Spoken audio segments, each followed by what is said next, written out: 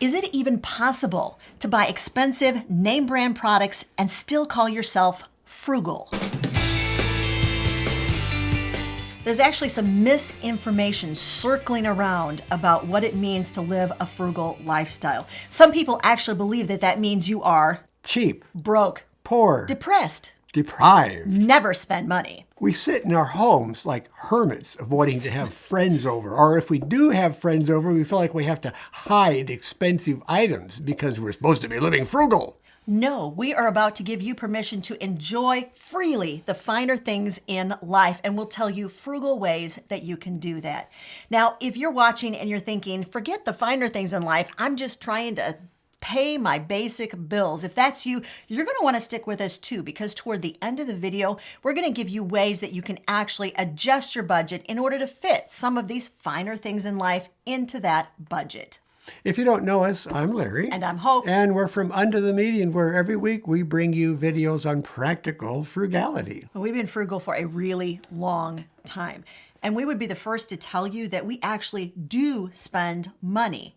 Now, it's always planned ways of spending money, but when we spend money, we actually tend to drop a fair amount of change when we're spending that money. We are not pro-austerity. That doesn't really prove anything to anybody. All it would show is that frugality doesn't work. So let's talk about what you want to do as a frugal person when you are buying those higher end quality items. You'll want to do your research. It's important to know exactly what you're buying and does it fit your needs? Is it a good quality item? Is it going to serve you the way you need it to? Is it going to last long? Is it a good value for your money? All these considerations need to be done during the research stage. One of the things that we've also noticed too is sometimes we'll think that we really want something, and once Larry, who is the research king, starts doing his research, he'll come back to me and say, you know, I'm giving this a second look. I'm feeling like this make, this model, this style, this brand, it's just not going to do what we need it to do in the first place. In which case he'll look for something that does serve the need a little bit better, or we may just decide, as we have many times, we just don't even need the item that we were taking all that time and energy to research. But that's not to say that research isn't worth it. You know, the worth of the research was the fact that we just figured out we don't need that item.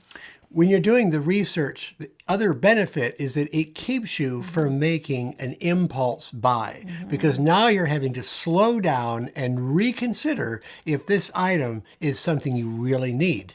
The other thing that you want to consider is that usually there's like an inverse ratio between like how much the item costs and how much time you're going to spend researching that item. If you're figuring out whether you want to buy a more expensive brand of coffee, well, maybe that research is not going to take you that long. But if you're going to buy a house, that takes a whole lot of time and research. Just to give you an example, somewhere in the middle, when we decide it's getting kind of close to when we're going to replace a car, Larry starts researching the vehicle that we might want to replace that car with at least 6 months in advance, wouldn't you say?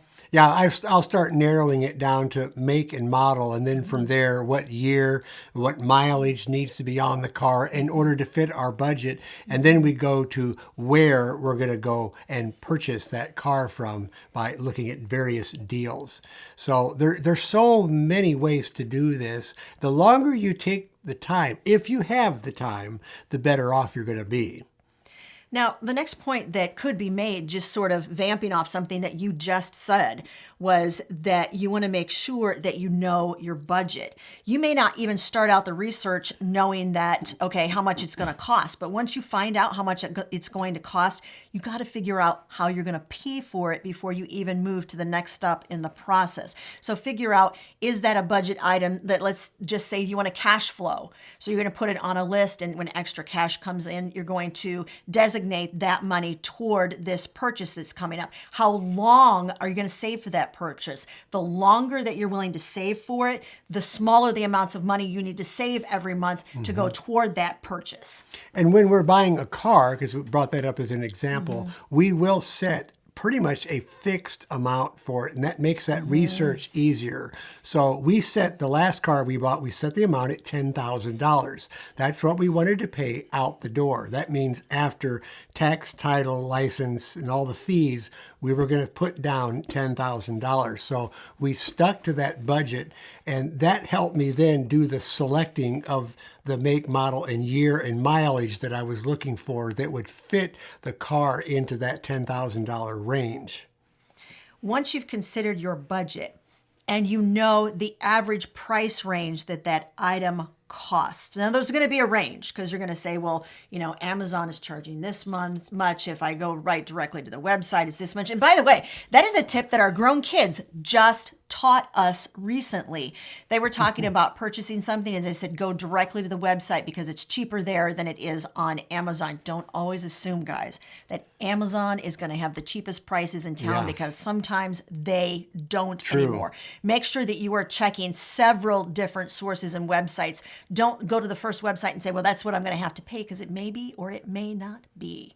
So you've got that price range, and then you are going to consider the next step, which is how and when to find discounts. Certain times of the year are just better for purchasing things. We always find white sales, for instance, in January, which means sheets, pillowcases, blankets, things like that go on sale in January. There's a sales cycle for a lot of different types of things. Like when the new cars come out, then you're going to find discounts on that older car. Well, and if you're buying a used car, the best time to buy a used car is really about the month of February. That's when it's the colder months. Cars aren't selling that well. People aren't going out to the dealerships as much. When spring breaks, then cars move up a little bit more in price because there's more people out there shopping and the demand is higher.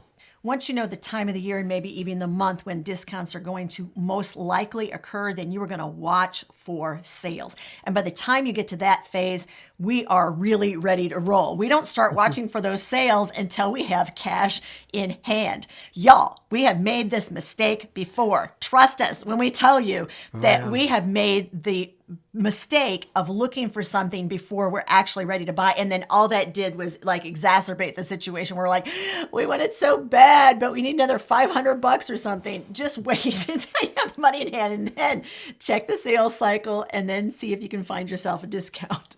Establish a good relationship with the salesman that you might be working with on an item that you want to purchase.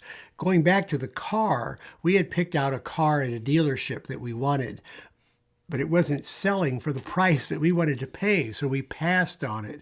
But we left it open with the dealership. And later, like 2 months later, I contacted them because the car was still on the lot. And they ended up being willing to go for my price on that car plus $200. It really paid off to wait and have that good relationship going with the salesman. And as I recall, I think you negotiated back and forth like 3 or 4 times before they came down to our price. And that is the most important thing that you need to understand is the power of the walk away, of the turn and the walk away, because sometimes they're more willing to meet your price if you let them know, I'm willing to walk away because there's a whole lot of, cars or whatever appliances out there for me to look at. But one of the things that we have done is, once we establish a relationship with a local business or a salesperson at that local business, we ask if there is a wait list. Can they watch? This is what we're looking for. We understand you don't have it in stock right now.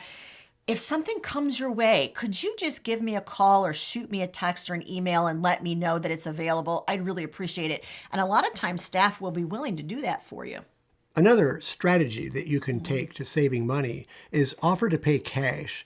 A lot of businesses have to charge extra for credit cards and debit cards because they get charged every time you use that card. So they're very willing to do some discounting on cash payments. So don't forget to check that out.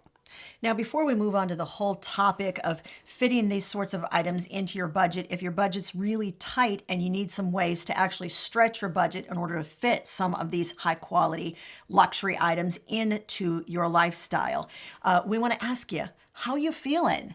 Has this been helpful so far? And do you agree with us that luxury does belong in a frugal lifestyle? Let us know in the comments section.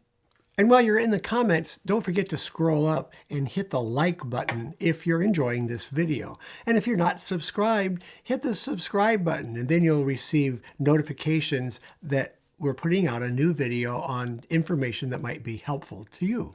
If you feel like you need our help setting up your budget, we did a video on our 4-step formula for setting up a budget in under 30 minutes flat. We'll make sure that video, it's going to be right up there, guys, and also in the description of this video.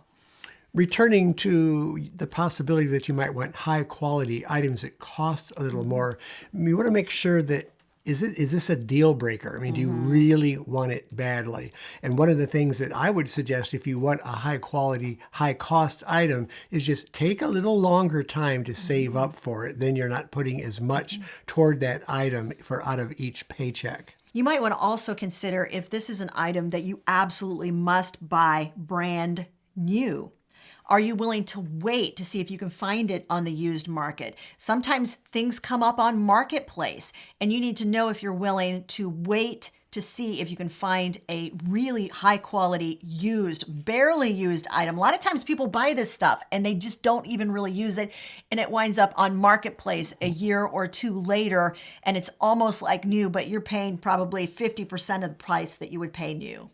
Another thing you can do is look for areas in your budget where you can cut in order to put some money toward that higher cost, high quality item. One of the fastest and easiest ways to find room in your budget is to do what we call the 10% challenge. This is like one of our favorite things in the whole world, guys. You set the timer for 20 minutes. You put all of your budget categories listed right in front of you on a piece of paper, and together you brainstorm for 20 minutes to see how many different ways you can find to reduce each of those budget categories by just 10%. It really does work. If you need some more ideas on how to cut your expenses in order to have a little more flush money in your budget, consider getting our free ebook. It's called 10 Ways to Radically Reduce Your Expenses. It's all about 10 ways that we actually cut our expenses in order to reach great big goals on a low income. It's free, guys. There'll be a link to request it in the video description. Another strategy you can use for fitting a high quality, high cost item into your budget is maybe not use it as often. And now we're talking about something like a food item. Let's say you like premium coffee. If that's important to you and you enjoy drinking, and we do, we get good, Here we go. good coffee. We don't like to scrimp on that. Consider making smaller amounts of it, maybe drinking it down to, let's say, 1 cup a day instead of 3 cups a day. And that way it'll stretch and last you longer. We actually just had this discussion.